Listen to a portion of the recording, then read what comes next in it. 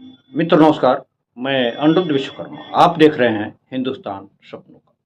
कोई भी व्यक्ति अगर कुछ ऐसा करता है जिससे सरकार की बदनामी होती है तो उस व्यक्ति पर मुकदमा होना लाजमी है। हम बात कर रहे हैं उत्तर प्रदेश के बहेड़ी की, जहां एक शिक्षक गीत के माध्यम से बच्चों को जागरूक करने की कोशिश कर रहा है। वीडियो वायरल होता है। वायरल होने के बाद शिक्षक पर मुकदमा पंजीकृत कर दिया जाता है। पूरी घटना आपको बताते हैं। थाना बहेड़ी क्षेत्र के अंतर्गत एमजीएम इंटर कॉलेज के अध्यापक ने कांवड़ यात्रा को लेकर के एक गाना गाया। गाना कुछ इस तरह से था, कांवड़ लेने मत जाना, तुम ज्ञान का दीप जलाना, मानवता की सेवा करके तुम सच्चे मानव बन जाना।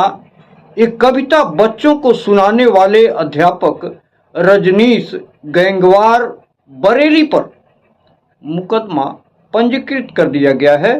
कविता की जो अंतिम पंक्ति है, कांवड़ ढोकर कोई वकील डीएम एसपी नहीं बना है, कांवड़ जल से कोई बनिया हाकिम वैद्य नहीं बना है, कांवड़ से बुद्धि विवेक का तनिक विकास ना होगा, भांग धतूरा गांजा सुल्फा मद से कोई उद्धार न होगा। जाति धर्म का नशा छोड़कर स्व कल्याण करो तुम, शिक्षालय पुस्तकालय में पढ़ ज्ञान प्रगाढ़ करो तुम, सत्कर्मों से मानव सेवा कर प्रेम का दीप जलाना, कांवड़ लेने मत जाना, तुम ज्ञान का दीप जलाना, मानवता की सेवा करके तुम सच्चे मानव बन जाना।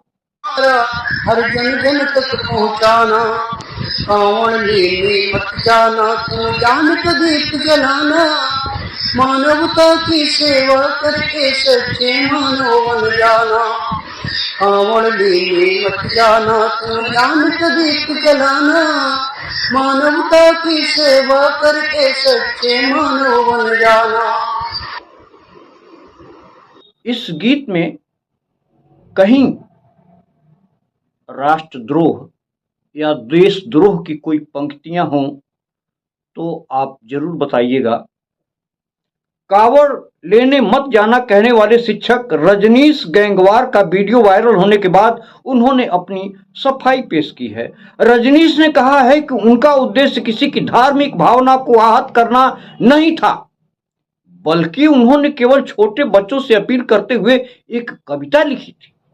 विवाद बढ़ने पर रजनीश गैंगवार ने वीडियो जारी कर सार्वजनिक रूप से माफी मांगी है।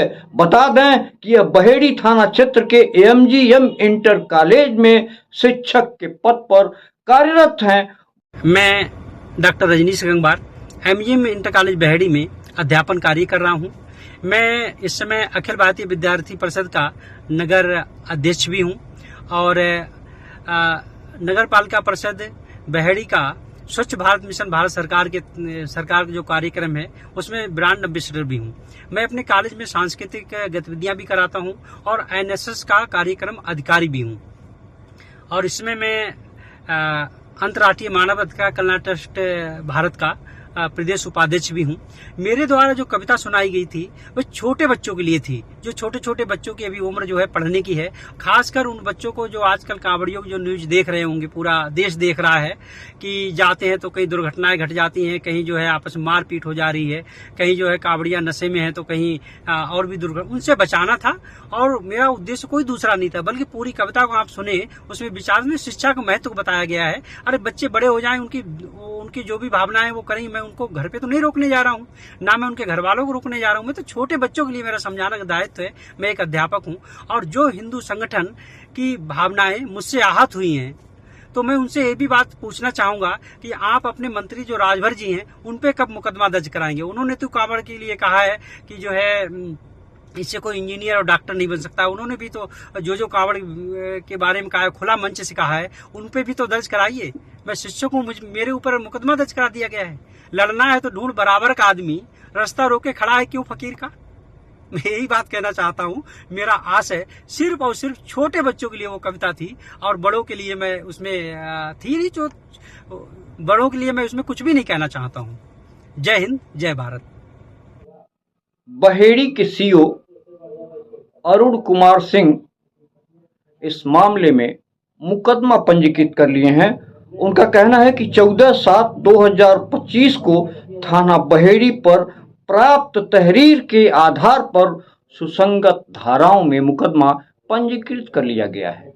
तो वहीं वरिष्ठ पत्रकार अजित अंजुम के ऊपर मुकदमा पंजीकृत कर लिया गया है। अजित अंजुम बिहार के बेगूसराय गए थे। उन्होंने चुनाव प्रक्रिया में हो रही कुछ अनियमितता को उजागर किया था।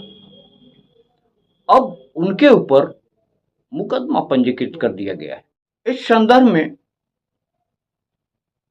तेजस्वी यादव खुल करके अजित अंजुम के पक्ष में ट्वीट किए। उन्होंने लिखा है कि मतदाता सूची पुनरीक्षण प्रक्रिया में लगातार सामने आ रही धांधली, गड़बड़ी, लगातार बदलते नियम और विपक्ष तथा मतदाताओं द्वारा उठाए जा रहे सवालों के प्रति चुनाव आयोग बिल्कुल बेपरवाह है। चुनाव आयोग चाहता है कि वह गड़बड़ी करते जाए और उन पर कोई उंगली भी न उठाए।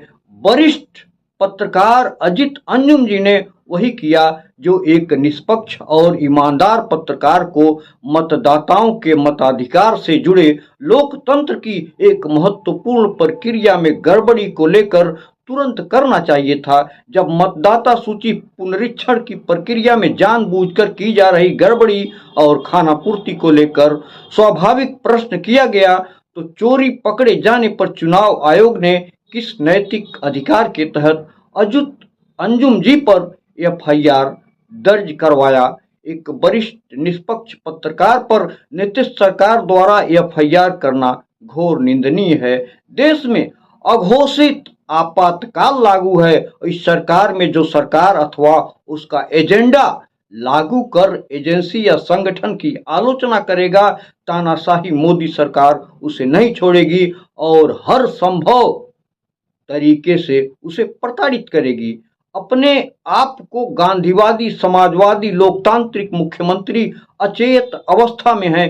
बीजेपी के हाथ में सारा सिस्टम है। वरिष्ठ पत्रकार अजित अंजुम जी ने कुछ ऐसा भी नहीं किया जिसके लिए उन पर मुकदमा पंजीकृत कर दिया जाए।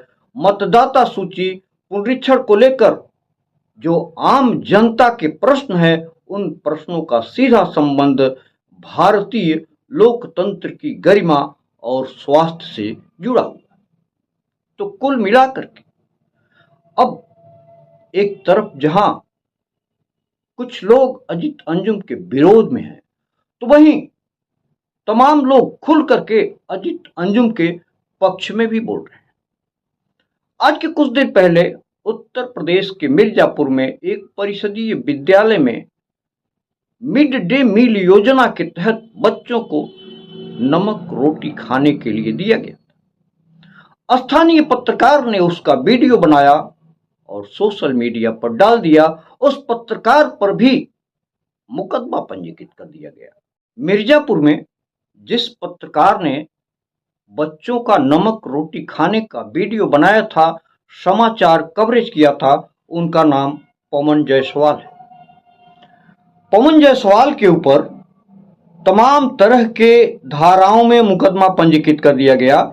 186, 193, 120B, 420 के तहत स्थानीय पत्रकार पवन जायसवाल और गांव के राजकुमार पाल पर साजिश करने, गलत साक्ष्य बनाकर वीडियो वायरल करने और छवि खराब करने को लेकर मामला दर्ज कर लिया गया। तो कुल मिलाकर यदि आप ऐसी बात करते हैं या ऐसा कुछ कवरेज करते हैं जिससे सरकार की छवि खराब होती है, तो सरकार का सिस्टम आपको नेस्त नाबूद करने के लिए कोई कोर कसर नहीं छोड़ेगा। मित्र, इसी से अपनी बात समाप्त करता हूँ। नमस्कार।